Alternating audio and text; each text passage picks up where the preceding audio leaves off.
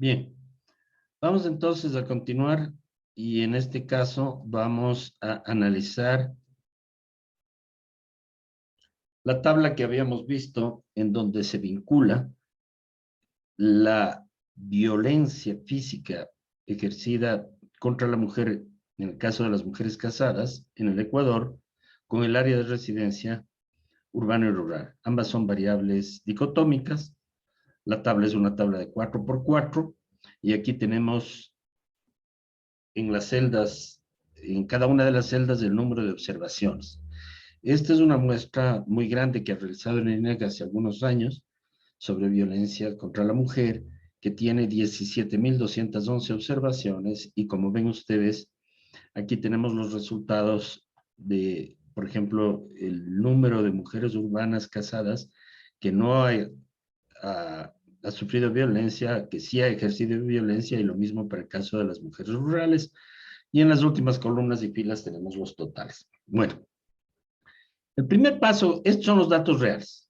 A partir de los datos reales hemos encontrado, viendo la distribución que analizamos recientemente en PowerPoint, encontrábamos que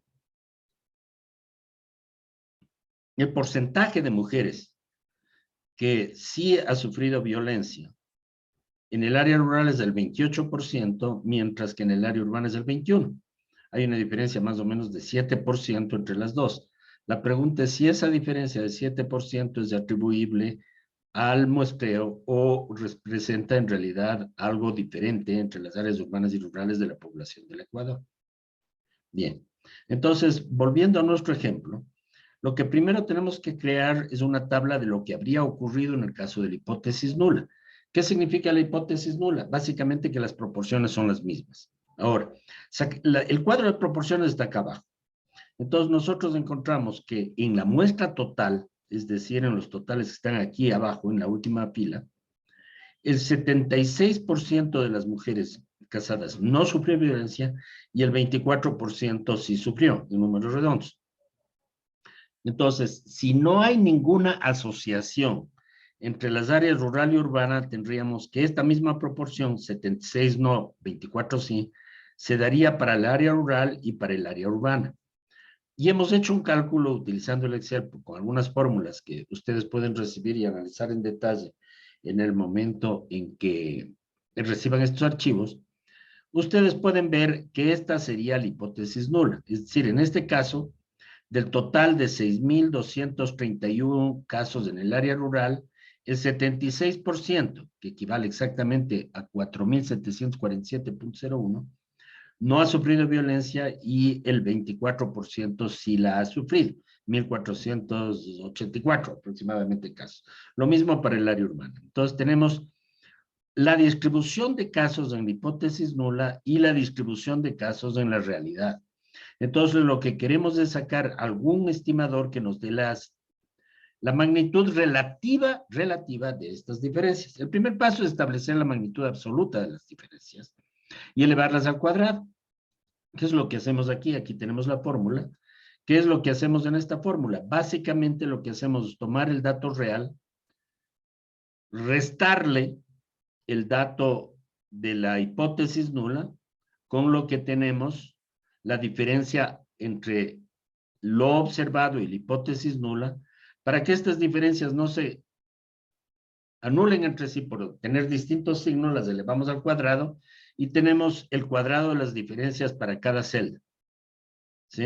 Este es el siguiente paso. Ahora, evidentemente esto depende, no se está tomando en cuenta las proporciones. Entonces, para establecer una asociación relativa, lo que hacemos es que ese cuadrado, que es lo que reportamos en el caso anterior, se divida para la frecuencia registrada en hipótesis nula. ¿Sí? Esto quiere decir la suma de los cuadrados dividido para el valor en cada celda de la hipótesis nula. Esto es lo que se llama un chi cuadrado. Entonces, el chi cuadrado en realidad es la suma de todo eso para todas las celdas con datos, exceptuando los totales.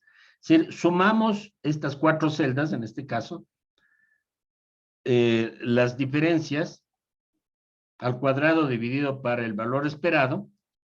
Sumamos esto y nos da un valor de 112,628. Luego calculamos el número de grados de libertad. En este caso, el número de grados de libertad es 1. ¿Por qué? Porque hay 2 filas y 2 columnas. Número de filas menos 1, 1. Número de columnas menos 1, 1.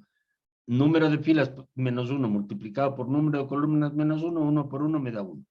Luego calculamos el valor del chi cuadrado, que ya está calculado aquí. Aquí lo que analizamos es la probabilidad de que ese chi cuadrado se hubiera dado por el azar, o un valor mayor se hubiera dado por el azar, haciendo, en este caso, en lugar de utilizar las tablas, que sería un poco más largo, estamos utilizando una fórmula que nos da directamente el Excel para hacerlo, que es la que pueden ustedes observar en la parte superior de la pantalla, ¿sí?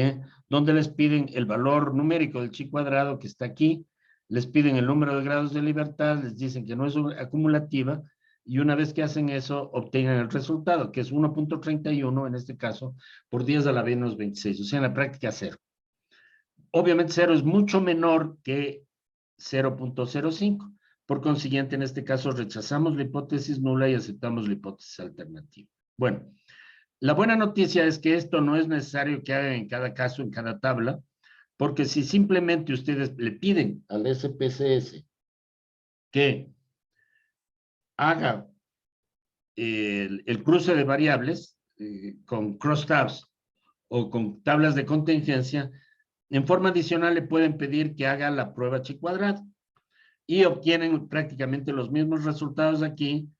Y aquí lo que tienen que fijarse básicamente, aquí tienen el valor del chi cuadrado que acabamos de obtener manualmente con el Excel, 112, etcétera, el número de grados de libertad y la probabilidad de que, dada la hipótesis nula, aparezca este resultado, que en este caso el SPSS nos dice que es menor del 1 por 1000, como efectivamente ocurre, como ustedes pueden haber observado. Por consiguiente, rechazamos en este caso la hipótesis nula y aceptamos la hipótesis alternativa. Bueno, con esto concluimos nuestra presentación. Muchas gracias.